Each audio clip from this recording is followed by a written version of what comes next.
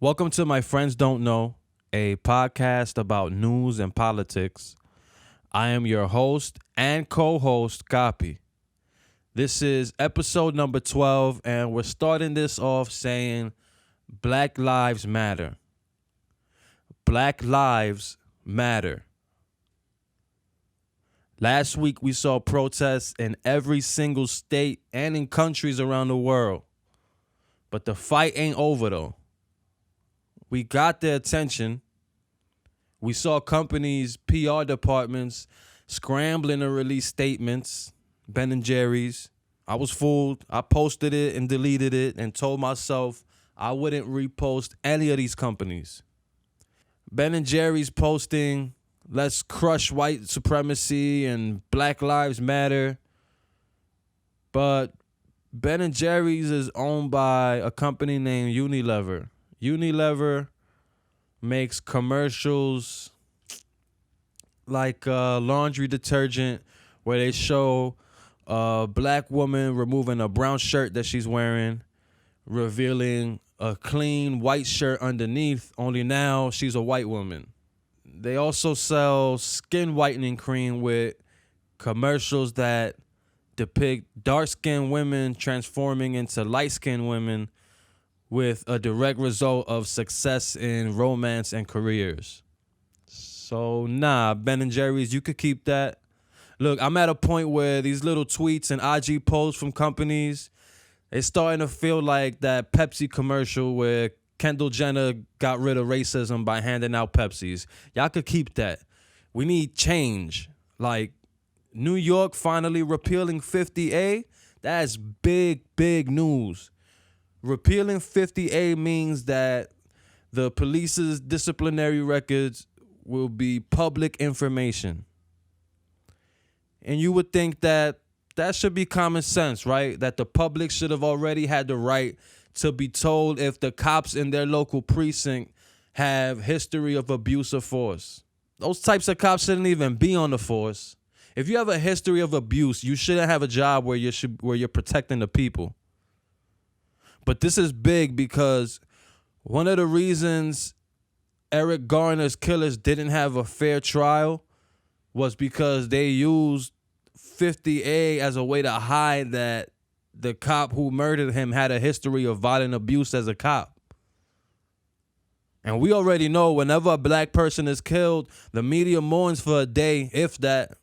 And then they start publishing the victim's entire past, stretching to make assumptions about the victim's character. You never hear it about the cop, though.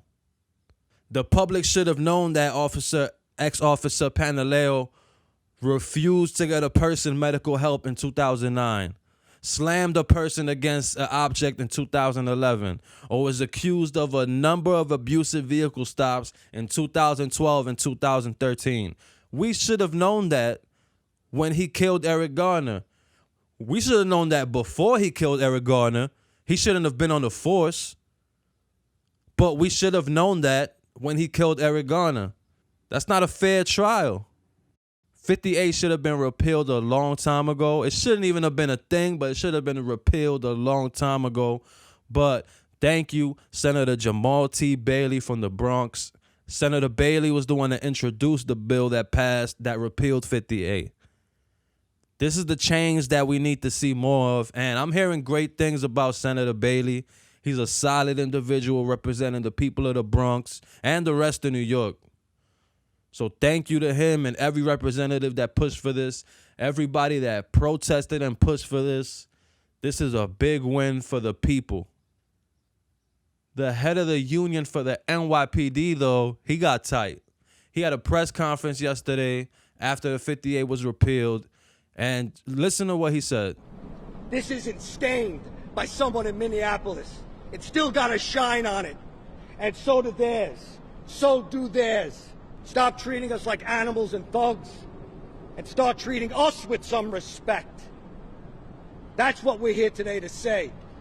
We've been left out of the conversation. We've been vilified.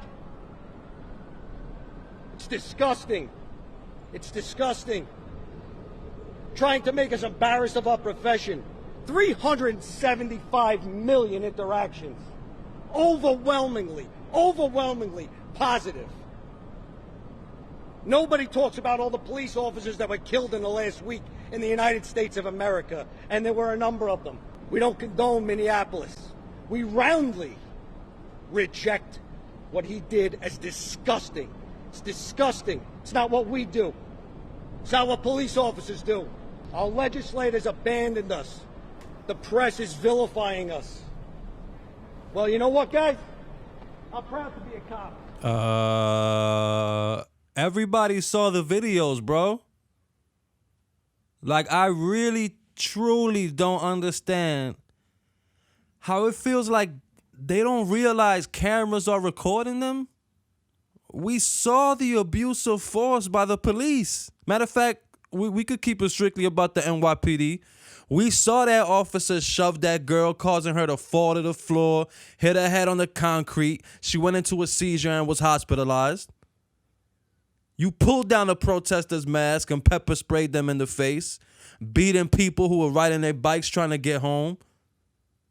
Yo, the woman that was in her car who honked her horn in support of the protest, and the white shirt came over to her car, threatened her, tried to get her out the car, and the guy on the bike stops and asks, "What are you doing?" And the guy on the bike gets beat with a nightstick. We saw what you did in the Bronx. What are you talking about? We saw videos of the police using an electric saw to cut the gate of a jewelry store on Fordham. These things happen. We saw it. This is why the public doesn't trust the police. Imagine trying to paint yourself as the victim when we saw y'all do this. There are criminal investigations going on into what y'all did. But in his little rant, did he condemn any of that? Nope. He says they don't condone what happened in Minneapolis. They rebuked that. George Floyd was killed by these officers.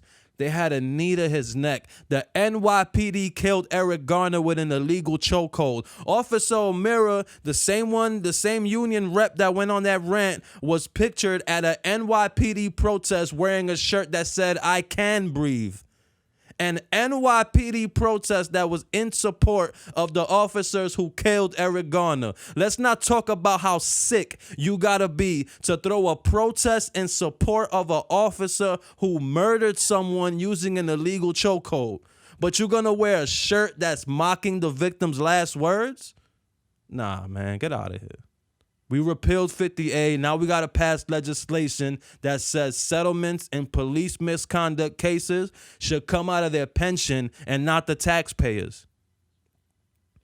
Where's the logic in that? How is it okay that a cop who is funded by taxpayers murders an innocent person, or even we don't gotta make it murder only. If a cop abuses his power and beats someone, like when they punched that pregnant woman in the Bronx, or when they body slammed that older lady in Yonkers, that cop gets sued, and then the taxpayers have to pay the settlement? So we pay you to protect and serve. You don't do that. You do the opposite. Get in trouble, and then we also pay for your mistakes?